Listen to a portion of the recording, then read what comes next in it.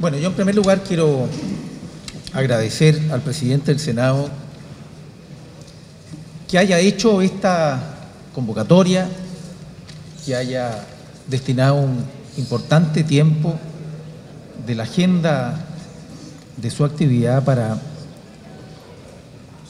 en el fondo, para reflexionar sobre un tema que es sin duda de largo aliento.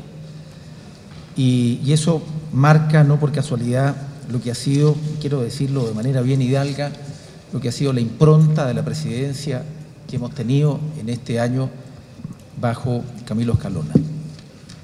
Y me siento bastante orgulloso de ser representado en los términos que él nos ha representado como corporación. Chile lo que necesita es darse tiempo para pensar en los grandes temas.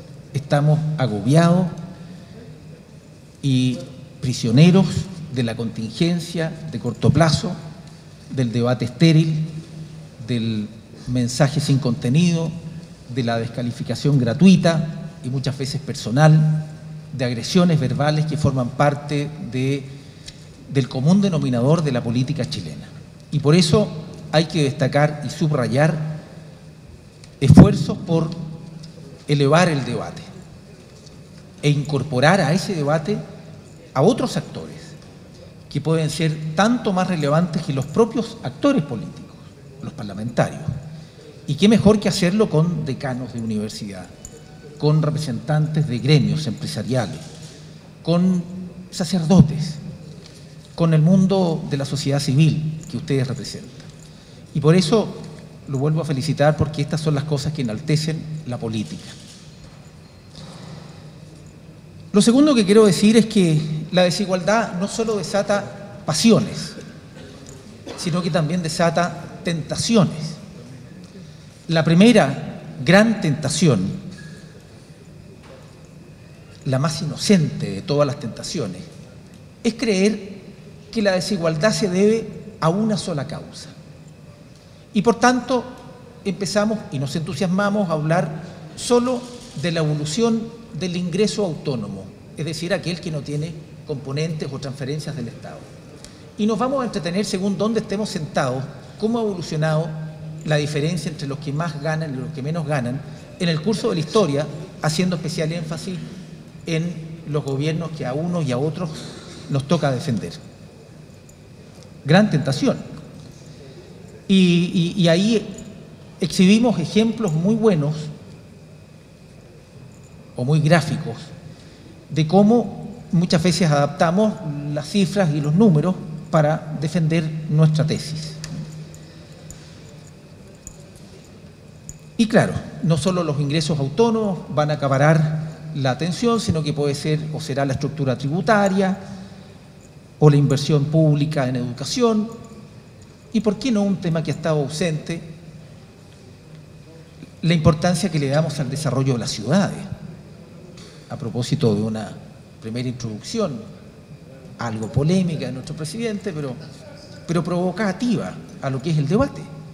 ¿De qué manera nosotros le hemos dado la importancia que tiene a los planos reguladores, por ejemplo, para que las comunas y las ciudades se puedan desarrollar de manera integral, razonablemente, y no ir convirtiendo determinados barrios en verdaderos guetos?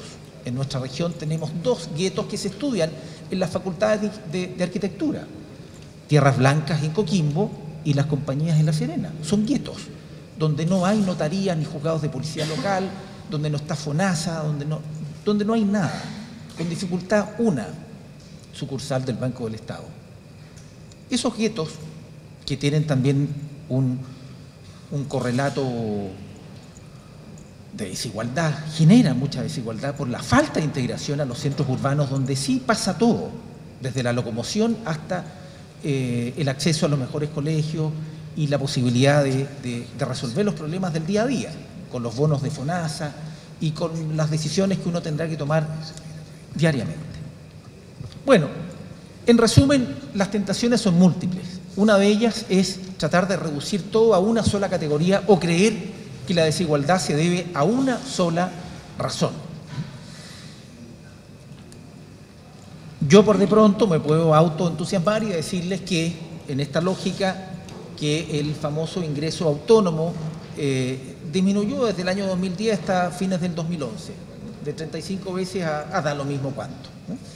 O de una cifra a otra. O decir que hemos aumentado consistentemente lo que se invierte en educación desde el año 2010 hasta ahora, y que la participación en el PIB ha aumentado también notablemente en lo que invierte el Estado de Chile en educación desde un año hasta otro. Pero eso es parte de esta mirada anecdótica, de cuánto nos entusiasmamos para fortalecer nuestra postura. Hay otra gran tentación, que es la obvia, estamos en sede política, que es presentar todo de acuerdo a lo que a nosotros más nos conviene. Y por qué no decirlo, a propósito de la forma de medir la pobreza, lo escuchamos permanentemente en todos los debates cuando hay elecciones, de que vamos a terminar con la ficha de protección social, o la ficha caso, o la ficha familia, o la ficha que sea. Pero ahí hay un gran tema. Esto es fuente de muchas tentaciones, que al final pasa la elección, como ocurre en Chile, y el tema ahí queda. Esto de verdad no debe ser algo que nos motive a ver la desigualdad en blanco y negro, a ver lo que se ha hecho en el pasado como malo y lo que se está haciendo ahora como bueno, porque no es ni una ni otra. Yo creo que sí, hoy día tenemos que ser capaces de reconocer lo importante que es a la hora de combatir la desigualdad, el término de las listas de espera, por ejemplo, para poder equiparar el acceso a una acción de salud, tanto en el sistema público como en el privado. No es lo mismo que a uno le dé un infarto a la entrada del hospital de Ovalle, a que a uno le dé el infarto a la entrada de la clínica Las Condes. Porque en este último caso hay un angiógrafo y en el primer caso no hay angiógrafo. Desigualdad. Entonces, lo que tenemos que ver ahí es decir, mire, sí, hemos avanzado en algunas cosas, pero eso no debe significar negar lo que también se ha hecho antes. Porque la reforma a la salud, estaba por acá un ministro que se me perdió, partió el año 2002, la gran reforma, y partió el auge. Y el proyecto que acabamos de despachar de los derechos y deberes de los pacientes partió el 2002 y se demoró lo que se demoró en el Senado y en el Congreso. O sea, esta es una historia que hemos hecho todos. Y creo que sería un error fatal y una contradicción tremenda a la hora de pretender reducir la desigualdad, negar el pasado, o porque se hizo en un gobierno determinado o en una cierta coalición, desecharlo. Creo que el gran desafío acá es otro, es entender que con esto no podemos jugar. Acá tenemos que hacer un alto al fuego. Tenemos que ser capaces de pensar en el futuro, de construir una política de Estado, de decir, pongámonos de acuerdo en cómo medir la pobreza. Patrimonio, ingresos, gastos, todas las anteriores, ¿en qué? ¿Cómo? ¿Cómo lo vamos a hacer? Y eso creo que es muy importante decirlo. Somos capaces de hacerlo. Hemos hecho reformas muy importante en nuestro país, con votos de uno y de otro lado.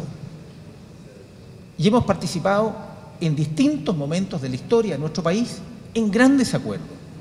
No quiero reducir esto a lo que fue la participación del Congreso en general, gobierno y oposición, en grandes reformas, la reforma previsional, pilar solidario, la reforma procesal penal, la reforma al mercado de capitales, bueno, múltiples reformas. La reforma a la salud, por de pronto, año 2002, de ahí en adelante, le cambió la historia a Chile.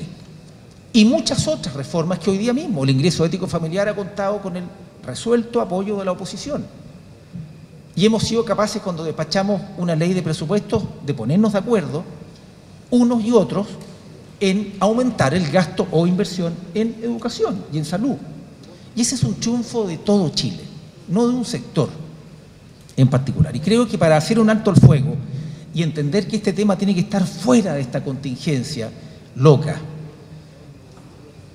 tenemos que ser capaces de decir, aquí no.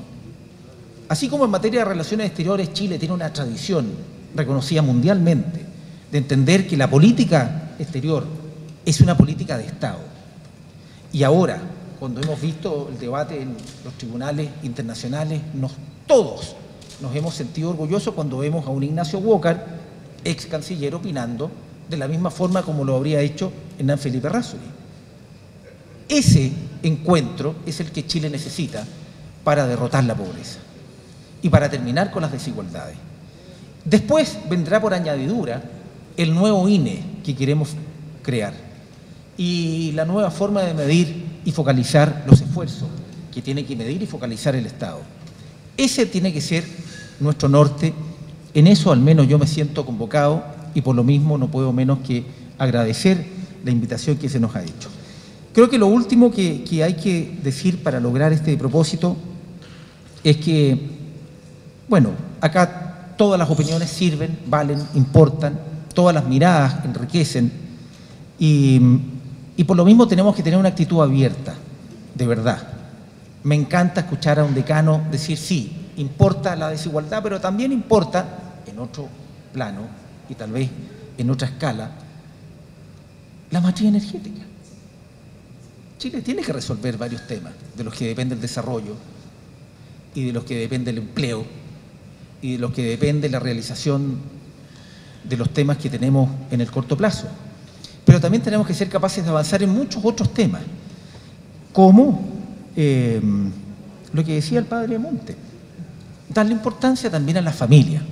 Cuando hablemos de los valores, no pensemos solamente en lo que está del cinturón o de la cintura hacia abajo. Sí, pensemos en los valores integrales del ser humano, que atraviesan y golpean a la sociedad de manera transversal.